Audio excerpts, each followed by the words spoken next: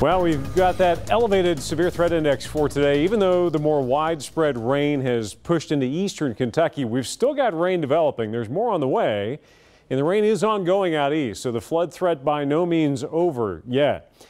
This is how the Max Track looks over the past couple of hours. You can see the core of the moderate to heavy rain shifting into eastern Kentucky. It's now from Corbin right up through Ashland and blanketing our eastern Kentucky counties. A bit of a break in the action, but then as soon as you pop west, the final round developing as you get back around Evansville and coming up on I-65. This will track through as we go into the early to mid-afternoon. There you can see it pushing past Evansville and getting ever closer. So they've gone ahead and dropped the flood watch for the bluegrass. It does continue for northern, eastern, southeastern counties into the afternoon and early evening.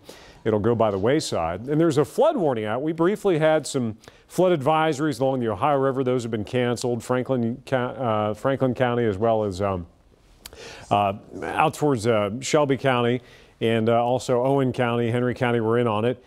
These are all river flood warnings and advisories. So all the usual suspects, the Stoner Creek, the Licking River, the Kentuckian spots. We've got water running high, but we've managed to avoid any major flooding issues, thank goodness. But we still got rain coming down. We can still see it. This is the radar estimated rainfall, an inch or two in the eastern counties, 2 to 3 inches on the western side, and then about a 3 to 5 inch bullseye out into western Kentucky. And we've got ground confirmation from the Mesonet. Shelby County's Mesonet site over 3 inches of rain. Fayette County officially an inch and about 3/4, a little above that. And of course, these numbers are still rising because the rain's still falling, but we've been swamped. And if you look at the numbers, we had our wettest year ever. Lexington, Frankfort, Jackson, and London, all these reporting stations showing 6 to 7 inches, almost 8 inches of rain since the beginning of the year. We're running surpluses, rainfall surpluses, when you compare it to average, anywhere from an inch up to about 3 inches. So we have been swamped.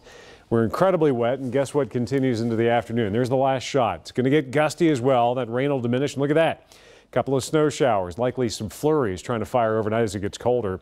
Wind gusts are up to near 30 miles per hour. We still have that wind advisory in effect, and those wind gusts will pop this afternoon, this evening, and then hang on overnight. The wind will still be an issue overnight as we see wind gusts possibly 20, 25 miles per hour.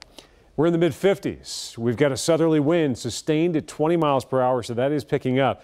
Watch what happens to the temperature into the afternoon, though. After upper 50s to low 60s initially, early afternoon, boom, there goes that cold front.